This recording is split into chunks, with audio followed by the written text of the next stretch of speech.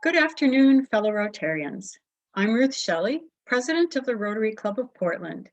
Welcome to our live weekly membership meeting. This year's theme for Rotary International is Rotary Opens Opportunities. As we've heard all year, Rotary opens opportunities to find solutions for today's challenges. Healing from the pandemic, recovery from the economic downturn, and peace building as we seek racial justice.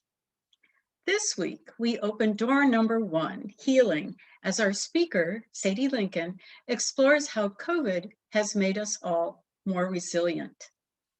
But first, let's welcome Rotarian Leslie Brunker for our reflection. Leslie? Hello, everyone. Today, I'm going to talk about world peace. When our Rotary Club first formed our Peace Builders Committee, it was called the Committee for World Peace. People kind of laughed at that and sometimes would ask, how's world peace going? But really, world peace is not an unreachable thing. Each of us can contribute to it in our own little ways. It always starts with just one person, one moment at a time. Stop what you're doing and close your eyes and breathe for 30 seconds. That's a start. When you find your mind racing with the daily anxieties, stop and breathe. Another way to practice world peace is to bless rather than curse other people who have inconvenienced you. This is especially great practice when driving. Look at yourself in the mirror and offer unconditional love to the small child within. Offer a hand to someone who's struggling with a task. The other day, I was moving my yard debris bin down the front steps at my house. It was heavy and difficult to control, and someone just walking by stopped and offered to help me. It made my day. Such a simple yet generous act doesn't cost anything, but builds goodwill in a huge way. Give a compliment to someone you wouldn't usually compliment. Notice all the people who contribute to making your life easier. The mail carrier, the garbage collectors, the delivery people, the cashier, the gas station attendant. So not just a thank you, but a sincere compliment. You see, these small acts of kindness are the beginning of world peace. In this way, we are sowing the seeds of peace. Be conscious every day of the simple ways you can sow seeds of peace and goodwill, and you will notice your world is more peaceful. Thank you, Leslie. Thank you for reminding us that we all can be peace builders. And let's start today. If you'd like to volunteer to give the reflection, Siobhan has put the link in the chat, or you can email her directly. Please consider it. And now I'd like to ask that Rotarians who have invited a guest to raise their real or virtual hand, and Jackie will call on you to unmute and introduce them.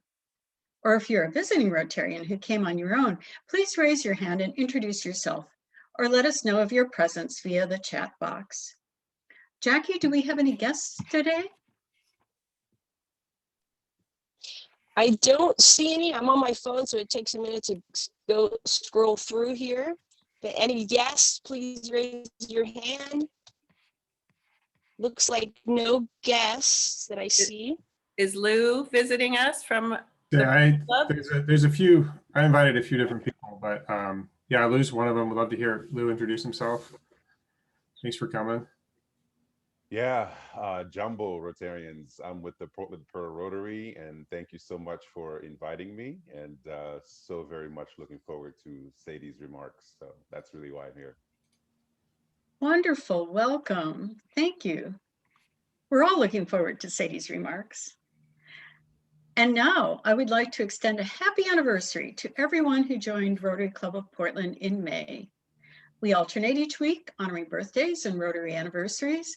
Please note one of the names of these annual anniversary people and reach out to them with a call or an email, since keeping up our memberships during this challenging time is even more important. What a wonderful list of veterans here. Congratulations. Thank you for remaining steadfast in your membership through these challenging times. And now it's my honor to welcome one of our community grant recipients, Patrick Tran of Boy Scouts, to tell us about his organization and how they'll use our community grant. Patrick? Hello, my name is Patrick Tran. I'm with the Boy Scouts of America. I'm one of their development officers or directors. And I'm with the Boy Scouts, and we focus on leadership, character building, physical fitness, and citizenship. And one of the most known ways that we do that is through our camping program. And big thanks to the grant that y'all bestowed on us, because with that, we'll be able to purchase the Emerald Deluxe Dome this summer, which will allow us to kind of have an inflatable classroom that will be used to help with our astronomy during the daytime, so they get some of that curriculum time to where they could actually see the stars at night. And then we'll also use that during community events, as well as just any other merit badges that kind of need kind of a classroom setting. So we're really grateful for that. And we're excited to send y'all pictures when it's up and running, when we kick off our summer camping season around June. Wonderful. Thank you, Patrick. I know of those domes. I think they're terrific learning tools, and I'm so happy that we were able to support you. Best wishes for a productive summer. And now we're going to disappear and enter a virtual tabletop. Please introduce yourselves to others in your group. And a minute or so before you come back to this main meeting, you'll get a visual heads up. And if the conversation flows, you're more than free to chat about whatever you like. But if you need a suggestion for a topic, how has COVID made you more resilient? Here we go. And now on to our program. After our speaker today is finished, if you'd like to ask Sadie a question, Jackie will moderate the Q&A through the chat box. And now, please welcome Rotarian Mike Rosenberg as today's chair of the day. Mike? All right. Thank you so much, President Ruth. It's my pleasure to introduce Sadie. Sadie Lincoln is our presenter today. She is the co-founder and CEO of Bar3, which is a fitness company based here in Portland. They have more than 170 franchise studios, plus streaming classes with subscribers all over the world. She has an amazing origin story that I encourage you to go find and listen. It should be quite easy. She's a guest on many podcasts and other places. In fact, my introduction to her was through NPR's How I Built This.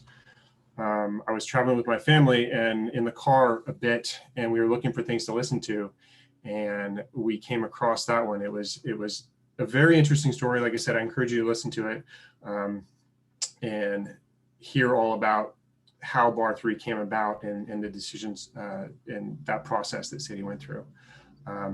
She is a frequent speaker, and in fact, the impetus of us asking her to keynote last year's Oregon Ethics and Business Awards was actually my wife, Amy, who I failed to introduce during the introductions. Thanks for joining us, Amy. She didn't want to miss this because she was at the St. Mary's Academy Food for Thought luncheon, and when she got back from that, I didn't get to attend, but she immediately suggested, after I think recently being at a previous year's Oregon Ethics and Business Awards, she said, you got to reach out to Sadie to ask her to keynote that event. Well, we did. She graciously said yes. That was supposed to be last year. As we all know, that was canceled along with many other things, but she has agreed to come back and present to our club now. So thank you very much for joining us, Sadie, and I will go ahead and hand it over to you. Thank you, Mike. Nice to see you all and be here. Thank you for having me as a guest. I enjoyed that breakout. I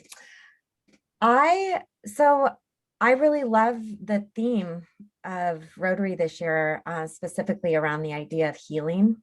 And I think as we all look back at this last year, I think it might take a while for us individually and collectively to realize what a gift this year is in some ways, because we've been pushed out of our comfort, of our routine, and we've learned a lot about, I think, everybody I talk to, whether it's my neighbor or our president and CEO of Bar3, we've learned what we value.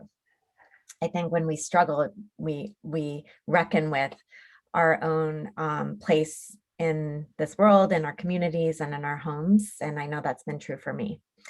So I thought I would just share with you all and kind of go through maybe a little background around Bar3, what we've learned as an organization this last year, a reflection around that. And I would argue maybe more importantly, what I've learned personally and how that might be an invitation for a reflection for you all. So a little bit about Bar3, for those of you who aren't familiar, we are headquartered here in Portland, Oregon. My husband is the co-founder, and we are still owner operated. We have no outside investment. We've grown for the last 13 years on cash flow. And we opened our doors in August of 2008. For those of you who remember that month, that was our global financial crisis moment. And we opened our first studio with a really specific motivation and a clear problem to solve with our own lives and how that problem related to the fitness industry. And it turns out we did it consciously, but now I really know this to be true. When you figure out an essential problem you're solving, that's also a problem of an industry, it works. So it was a personal thing for us. And one of the problems we sought to solve was around building a business model that was motivated by our core values. And as we grew, would continue to be motivated by our core values. That was really important to us, because being in the business industry and learning from other growing fitness organizations, what we noticed is the founder would go in with a clear problem they were solving and clear value set. And that shifted once outside institutional money came in, because the exit became the main focus, how to turn the multiple. And we hear it all the time, founders get lost in that. And that original value, sadly, can get gobbled up. And we consciously went in saying, how can we grow our company for sustained long-term success? And how can we maintain control so that we can protect our values? So that was one thing we were solving. The other thing we were solving is feeling lonely. And I had been in the fitness industry for 10 years, and I struggled with loneliness. I still struggle with loneliness. And it turns out that we all do.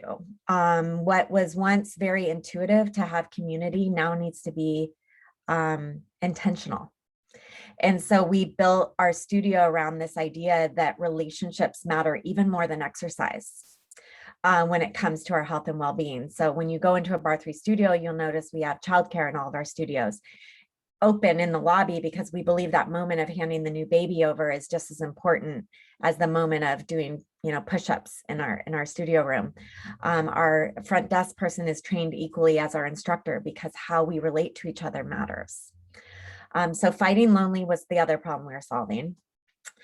And then the third problem we were solving was more around the industry and how fitness was related to all of us over the years. That led to personal pain and shame in my body. And so every class you take at Bar3, what we do is we unlearn this conditioning that we need to fight through negative pain in the body to get somewhere. And that in fact, it's a disservice to exercise to get to a future result. But when we exercise to be present and honest and compassionate in our bodies as they are, we eliminate pain in our bodies, joint pain, because we start to realize, oh, I need to modify. I need to make this exercise congruent with what my body needs in the moment. And what happens when you do that is you also take away the shame. And that's even worse than the pain. This shame that we all have built unconsciously that we aren't good enough and that we need exercise to become worthy, achieving, successful, sexy, attractive, whatever your thing is. That's why to this day we buy fitness, and we as an organization are trying to change that, unlearn that conditioning, because it just doesn't work. The data is clear. So we were really clear on our problems that we were solving. And we decided to be owned and operated. So how do we scale this idea? We landed on franchising, because franchising is an empowered model of growth. And the type of franchising that we chose was owner operated.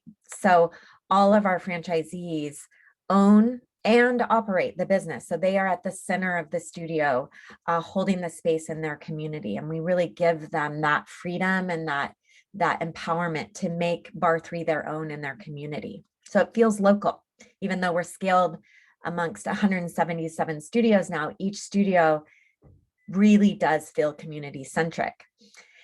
And some franchises there's area development deals, and it's a different type of franchise model. That's why I want to point that out.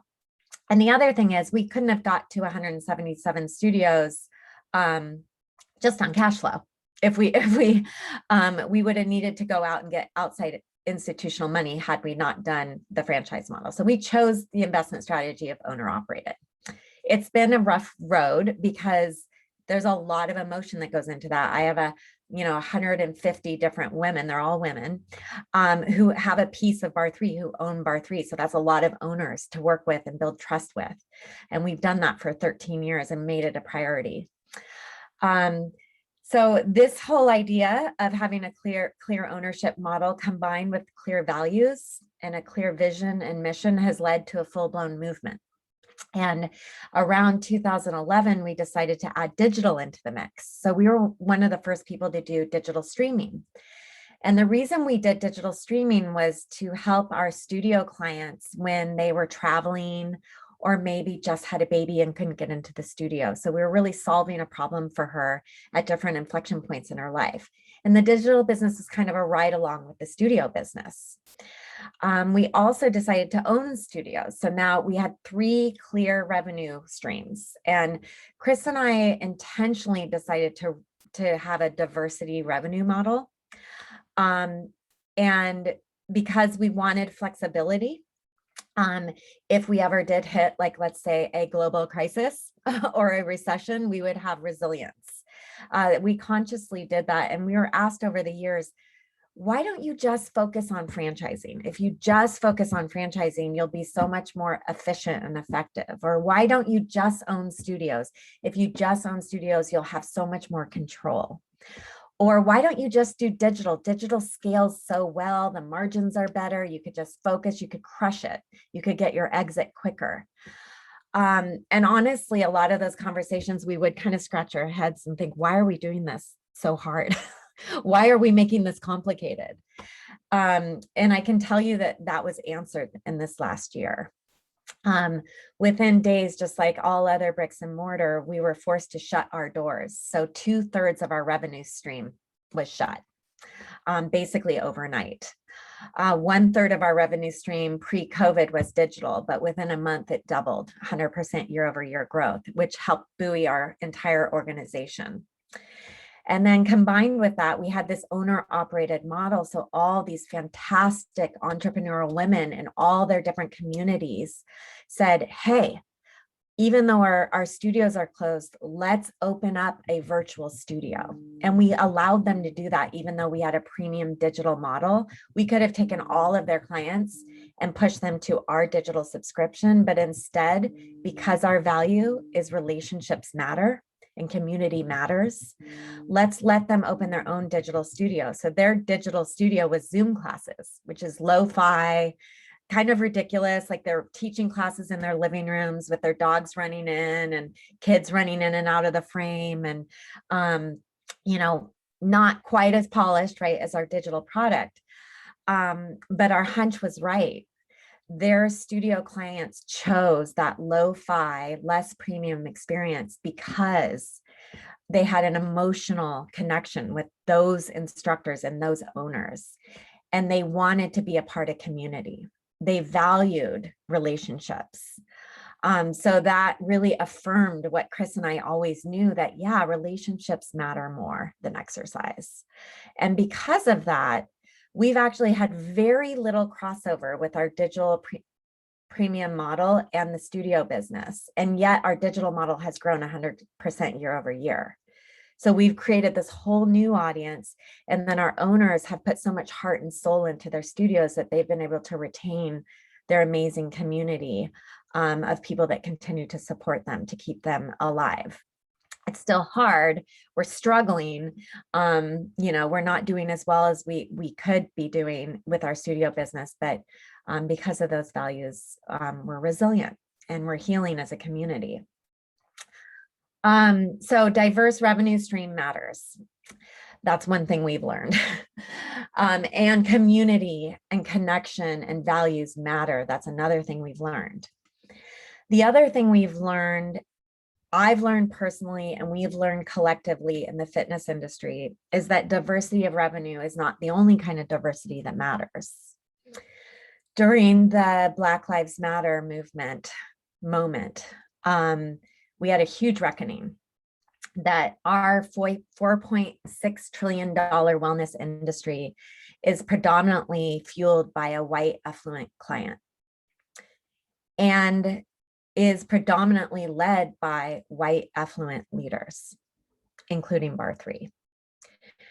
And that was a real shakeup for us to reckon with, because that moment, one of our top core values is stronger together. And it's about this idea of collective wisdom, and that there is no one way to be fit, and there is no one way to lead. There is no guru, that we are so much better when we are together, learning from each other, that diversity is healthy and good for us. So we had that as in our hearts, and we had that as an intention. And candidly, I thought that was enough. And that it would just manifest, that we would become diverse because that was in our hearts. And what we learned within weeks of George Floyd being killed is that that wasn't enough. That we needed to take that value and get uncomfortable and figure out how to step into brave space with teachers outside of our organization who could help us really live into that value in a meaningful way that was sustainable and not performative. And it's something that, one of our mantras at Bar 3 is whatever it is we practice, we become. And we are practicing becoming more aware, more diverse, more inclusive, so that we can become that way. And we are deep in the practice mode, which is uncomfortable. We've brought in Sherry Dunn from IPBOM. Big shout out to her. She's a consultant local who has come and guided a real beautiful facilitation around our values. And, I think that's the healing part. And what's beautiful about this is our organization, because we did hold that in our hearts, we have become closer during this really stressful time when many of my employees are furloughed, partly working, stressed out at home, homeschooling their kids, chaotic. Because we have this driving value, we're pulled together, we're connected. Even though everything in our lives are uncertain and chaotic, as a unified organization, we feel so alive and connected because we're working towards inclusion together. We're growing together because of it. And I think I would just, again, underline, highlight, all caps, bold, that values in business do matter. And I think they do get gobbled up when we start to just look at the bottom line and just look at returning our multiple and just look at growing faster, bigger, stronger. Sometimes we forget to truly value values. And for us at Bar 3, because we've practiced that all along, we are financially resilient. We are growing now. We are going to get through this. And I truly believe that we're going to come out of this stronger. We are going to look back at this moment as an organization and say, oh my gosh, I am so glad that happened to us because we learned so much. We learned so much individually. And then I'm proud to say our leadership team created space for us to learn collectively as an organization. And that means with our franchisees in Mobile, Alabama, Washington, DC, South Dakota, Chicago, Dallas, right here in Seattle and Oregon, all of us owners are collectively working on how do we become more inclusive? How do we dig deep as leaders? How do we continue to protect our core values of community and that relationships matter? Because we think if we continue to do this, there will be a waiting list in every single one of our classes when we open up. So that is what I would say, just kind of what we've learned as an organization. I think that the final thing I want to speak to is what I've learned personally and professionally around this idea that it's a human condition to struggle and that will never go away. And that I will struggle and then I'll find flow state, and then I'll struggle and then I find flow state, and then I'll struggle and I find flow state, right? COVID has been about a lot of struggle, like really hard struggle. And combined with pressing, like the ground is going to fall underneath us, kind of business issues with bar 3 that were very urgent. And what I learned, and I actually learned this from my 17-year-old daughter, she's been my teacher in this, navigating what's going on for her, has helped me learn this for myself. That when I am in that low place, when I am filled with anxiety and dread and depression, I am frozen. My brain cannot be curious, proactive, decisive, problem solving. I can't be on my A game. I cannot lead in that moment, and that's okay. That if I try to push through that struggle and anxiety and try to show up and pretend to be on, it doesn't work. It is a disservice. And that the best thing I can do in that moment when bar 3 is about to fall into a black hole is super counterintuitive, and it's hard to even usher these words. But if I am in that moment of struggle personally, the best, most important thing I can do is take care of myself and not bar 3. And I think that's where all of us givers, which I know all of you are, have a lot to learn in this moment. How can we go from struggle to flow quicker? Because I don't have the luxury of a 6-week yoga retreat in India to come back alive and filled up, right? But I can go to Forest Park and turn off my iPod, don't even take the dogs or my kids or a friend, and just let the trees take care of me for a moment, right? That works for me. Everybody has their own ways. I can listen to Chani Nichols, who's an astrologer who oddly I found very healing, and journal with her. I can, take a nap in the middle of the day. Like I've learned hacks to get from struggle to flow state. And I've learned to acknowledge that that's the most important thing I can do as a leader. And it's not selfish. And I used to say those words, but now I know them to be true. Like this year has magnified that truth for me. And so, and I've witnessed it with my daughter, who goes to St. Mary's. You mentioned, Mike, that your wife saw me on the stage at St. Mary's, which is a high achieving school. She was a straight A kid. And I think we all know this, right? That if you just take a moment to think about people in your community who, gosh, she used to really be on her A game. He used to really be the life of the party. She used to really be able to manage stress well or be decisive, but isn't really operating that way anymore. They used to be this way. It's because they're struggling. They're in the struggle state. And that the best thing we can do in that moment is offer them support. Like, what do you need right now to get out of this moment? And I figured out how to do that for my daughter, who was a straight A kid who just everything changed, and she's learning that for herself. And I think it's a good question, maybe just for me to conclude with for all of you, is maybe take a moment after this time we have together to journal or talk to your partner or take a walk and think about, like, when you're in that struggle state, when you're in that anxiety, what fills your cup truly?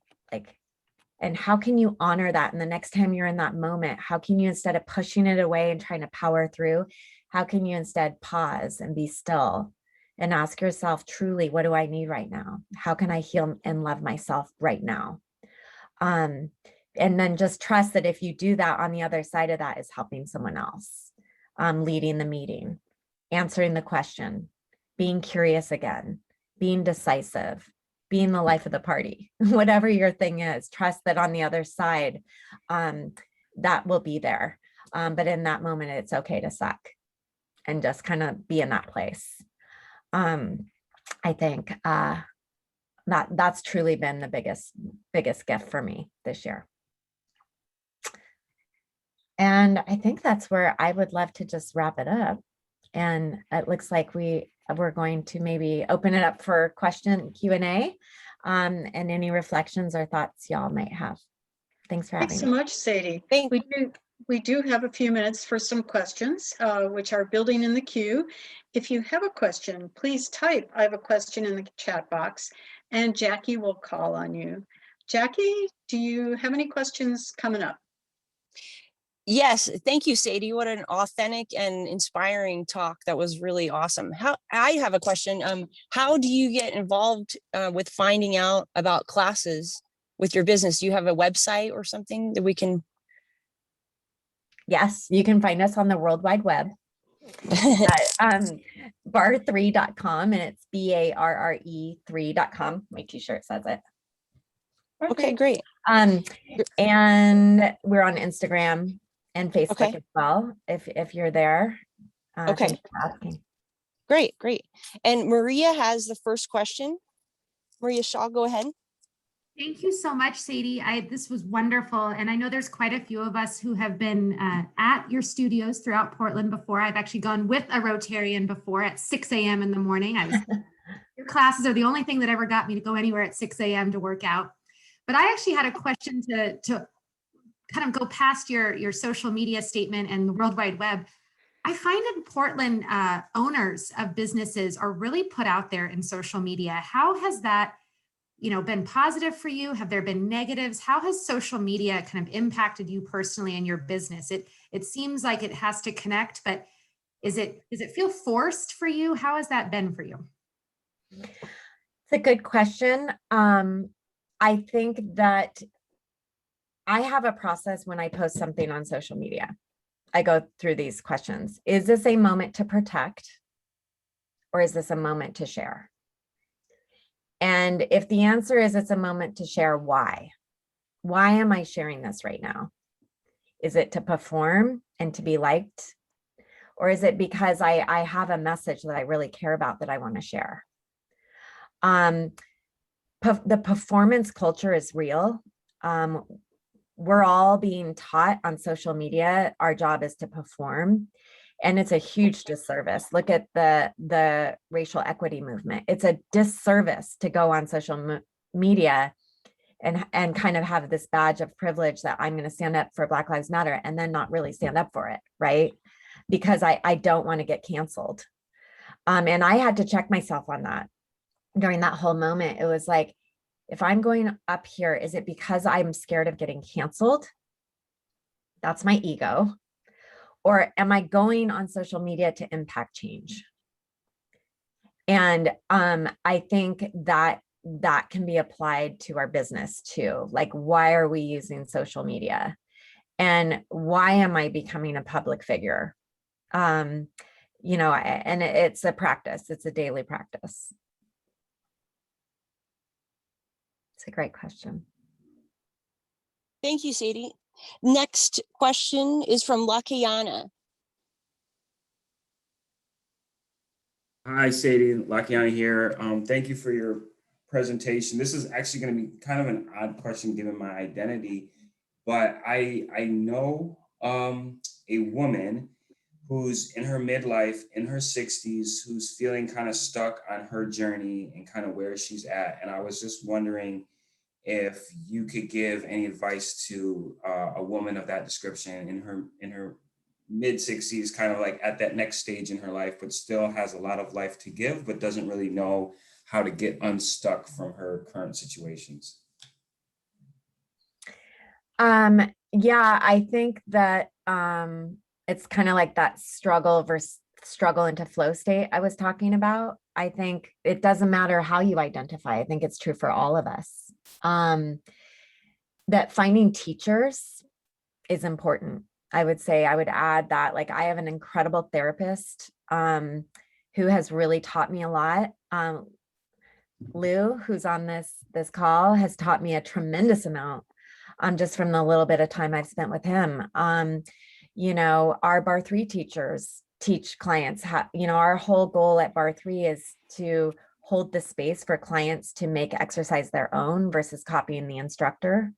That's really like what teachers do. They empower you to figure out how do you get unstuck, because her unstuck is really different than my unstuck, right? We're each so different. And so I think it's really helpful to have a guide and people around you you really trust, that who have your best interest at heart, to move from struggle to flow, or stuck to unstuck.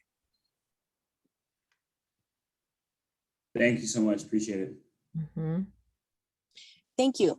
Next, we have Kate Urtman. Thank you so much. Thank you for being here today, Sadie. I have a question about how you manage the value system that the cores that you started with, and how you manage, whether it's modeling it or how you manage it through all those different franchises. So certainly there's being an example and being vulnerable, building trust with all the franchise owners, but I guess that's the question. How do you know that they are doing the same for their? It's an excellent question. So core values, let's just start with that. First of all, it's what I don't do. And I think there's so much lessons in our history, right? You can learn so much from what didn't work. And for me, what didn't work at my previous career was being forced to memorize our core values that were written in our company headquarters. So those words, it was like, we are caring, we operate with integrity, you know, that kind of thing. And then you memorize the statement. I remember we all had to memorize it. And there was like mystery shoppers who would come and ask, and if you got it right, you got $100. And then this like feeling of hypocrisy, like you said all those things, but I'm not seeing that actually happen. Like, I'm not really feeling that, right? So we actually didn't write down our core values for years. We finally did. But because of that, and this is how we train on core values at Bar 3. And I'll give you an example. We do this with all of our teams, but with instructor training, people come in from all over the country and the world, and we sit in a circle at the Pearl location where we train. And the facilitator of this session says, hey, you guys just came in here to be a Bar 3 instructor. And I want you to know right now that your history, your fingerprint, your wisdom is already making us better. There's a reason you're here. It's because you're in alignment with us. And before I tell you about Bar 3, what I want to hear from each of you is what brought you into this circle. What value in your life or experience are you bringing to Bar 3? Because once we all share that, we're all going to become better. By the end of this training, we're going to be better because of your wisdom that you're already bringing to Bar 3. And what happens in that circle is literally, we don't say the core values. everybody starts talking about their stories, and no matter what, our core values come through their own experience. And so what we'll do is say, oh, yeah, we have a value here called love of learning, and it's about the growth mindset and not being fixed. It really sounds like that's what's resonating with you. Or, oh, you're talking, it sounds a lot like collective wisdom and stronger together. That's what we're really proud of. So it comes from them versus us. And to this day, one of our top core values I mentioned is stronger together. Before the Black Lives Matter movement, it used to be everybody matters. And what happened in that moment is we realized that from a diversity inclusion lens, that was getting confused with all lives matter. And that wasn't our intention. So instead of me sitting down and saying, what should the new value be? We collectively as an organization figured it out, and we changed it to stronger together. So it wasn't me saying our new core value is, it's the ground up. Which is, again, well worth it because we have that kind of system built in. That's what's kept us together as an organization during this chaotic year.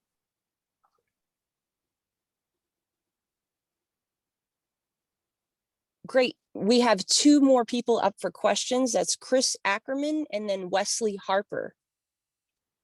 So my question is a little more concrete, I guess. You talked about the your impression with regard to diversity within your organization and the absence thereof and the steps you've taken to try and work on that. And so my question is, what concrete things are you doing to actually change the nature of what you are going to be into the future? Yep. Well, we have a whole model that Sherry Dunn is facilitating, and she's brilliant. She came in and figured out a physical model, and she's mirroring it with her steps for training and developing us. So in the body, when we're in a bar 3 class, what we do is we hold and we align the body, the bones in the right order so that we can move with integrity and purpose. And then the next step is we move small. So we move small and kind of get the motion right. And then we move big. That's how we sequence our exercises. And that's how we're sequencing our diversity training. And the first step is hold. And we're still there. It takes time. We are being still as an organization and learning and becoming aligned around 400 years of systemic racism and understanding. So concrete examples are we've been hosting, like we read a book and then have a facilitated circle conversation around it on Zoom. We have different heritage months. Right now it's the Asian Heritage Month, where we are lending our stage to Asian voices. We are going to do that with Gay Pride Month as well. So very specific things that we're organizing around that.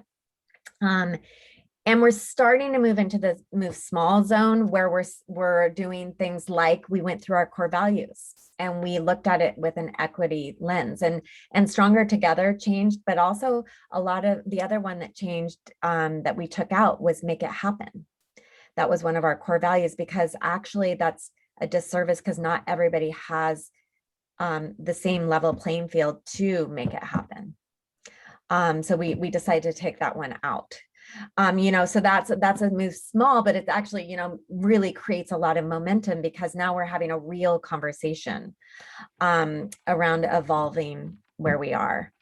The move big for us, we want to start inside out. We want to raise diversity so it's authentic and sustainable, and create a workplace where truly people are in diverse roles are allowed to grow and lead. Because once we have that, then people will walk into our studios and see themselves reflected back. And that's going to take time. And I think that's the hardest part for us, is patience. We want to skip from hold to move big. But again, I think that's performative. It's not really sustainable to do that. We need to kind of do the inside work first. And that's where we are.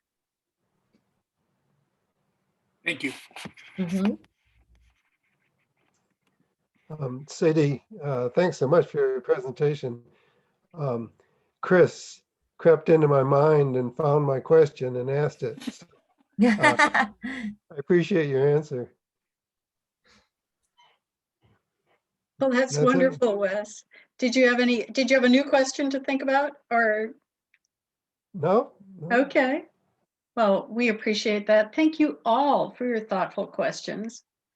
Next week, our speaker is yet to be determined, but this meeting will once again be live via Zoom at noon on Tuesday. And if you have an idea for a future speaker, please submit them on our website. Siobhan will put the link in the chat as well. Now I want to thank our virtual guests today, and we had quite a few. Lou, Amy, Francie, Lakiana, welcome. We're so glad you were able to join us. Leslie, thank you for your thoughtful reflection and your reminder that we can each be a peace builder in small ways every day. Patrick, congratulations on your grant and thanks for your overview of how Boy Scouts will use it to see the stars. Mike, thank you again for your speaker introduction. And Sadie, thank you once again for your fascinating presentation.